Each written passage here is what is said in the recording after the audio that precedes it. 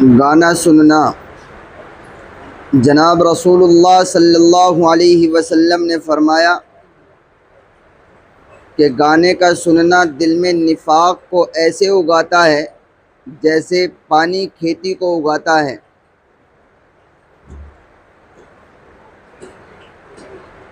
निफाक का मतलब है यानी मुनाफिकाना हरकत, शरीयत से बगावत। गाना सुनना गोया के आसान अल्फाज में कहा जाए कि जो लोग गाना सुनते हैं उनके दिल के अंदर शरीयत से बगावत करने का मादा पैदा होता है। हज़रत अक़दस मौलाना मुफ्ती शफ़ी उस्मानी, जो मुफ्ती तक़ी उस्मानी साहब के वालिद मोहतरम हैं, उन्होंने एक किताब लिखी है गानों के ऊपर, मौसीक़ी और इस्लाम के नाम से। उस किताब के अंदर बेशुमार बातें ऐसी गिनाई हैं कि गाने से क्या क्या नुकसानात होते हैं। उसमें से एक उन्होंने बहुत काबिल गौर बात लिखी है। वो कहते हैं कि गाना जो लोग सुनते हैं या जिनके घरों में गाने कहे जाते हैं या सुने जाते हैं या बजाए जाते हैं, हालांकि ये बात है तो शर्म से बाहर, लेकिन कहने में तो कोई हर्ज नहीं है जब बात आ रही है। गाना इंसान के अंदर ख्वाहिशात नफ्स को उभारता है, यानी वो जिनाकारी की तरफ मुलव्विस होता है। आजकल जो हमारे मुआशरे में जिना आम होता जा रहा है, उसकी सबसे बड़ी वजह, वजूहात तो बहुत हैं लेकिन सबसे अहम वजह गाना।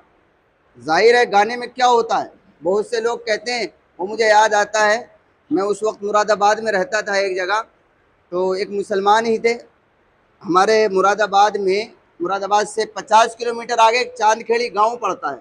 वहाँ की जामा मस्जिद में बतौर इमाम ही था, चंद महीने रहा वहाँ। तो मैं घर से जा रहा था मुरादाबाद से, जब चांदखेड़ी की बस में बैठा तो बस वालों की फितरत में होता है गाना बजा लिया। अब मुझे बहुत नागवार सा गुजरा क्योंकि औरतें भी बैठी थी। अब वो गाना, एक तो है कि गाना ठीक है, उसके साथ सारंगी के साथ बजाया जा रहा है, लेकिन उसमें कुछ काम की बातें हो तो आदमी बर्दाश्त कर ले, चलो कोई ऐसी ख्वाहिशात नफ्स को उभारने वाली चीज़ नहीं है। बिल्कुल बेहयाई वाली बातें उस गाने के अंदर, और माएँ बहनें बैठी। अब मुझे बर्दाश्त न हुआ, अजीब सा महसूस होने लगा। वो ड्राइवर मुसलमान था तो कहने की हिम्मत होगी, मैंने उससे कहा, और दाढ़ी ड्राइवर के, मैंने उससे कहा भाई आपके चेहरे पर भी दाढ़ी, हम भी यहाँ बैठे हैं, साथ में मुसलमान बहनें भी बैठी, आप इसको बंद कर लें तो बेहतर होगा। आपको सुनने का शौक है अकेले में सुन लें, हमें क्यों सुना रहे हैं।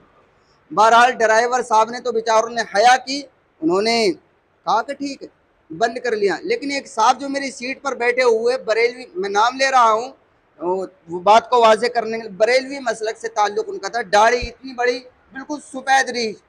वो जोर से अपनी सीट से बैठे हुए ड्राइवर साहब से कहने लगे कि नहीं बजाओ तुम गाना, गाना सुनने में क्या हरज है। मैंने कहा हरज तो कुछ नहीं है, जिनाकारी में भी कोई हरज नहीं है, नंगे घूमने में भी कोई हरज नहीं है, कौन आपको टोक रहा, घूमे। तो कहने लगे गाने में बहुत सबक मिलते हैं। मैंने कहा जिनाकारी में भी बहुत सबक मिलते हैं, आप गाने को क्यों पकड़ के बैठ गए, जिनाकारी में बहुत सारे सबक, मैं गिनाने शुरू कर दूं आपको।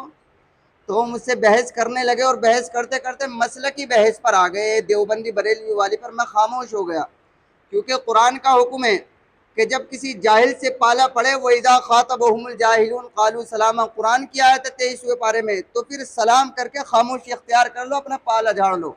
अब जाहिल चाहे तो ये कहे कि ये मुझसे डर गया, चाहे वो ये कहे कि इसके पास इल्म नहीं है, चाहे वो ये कहे इसके पास जवाब नहीं है, जो चाहे कहे, कुरान ने मना कर दिया कि जाहिलों के मुंह मत लगो, तो हम चुप हो गए।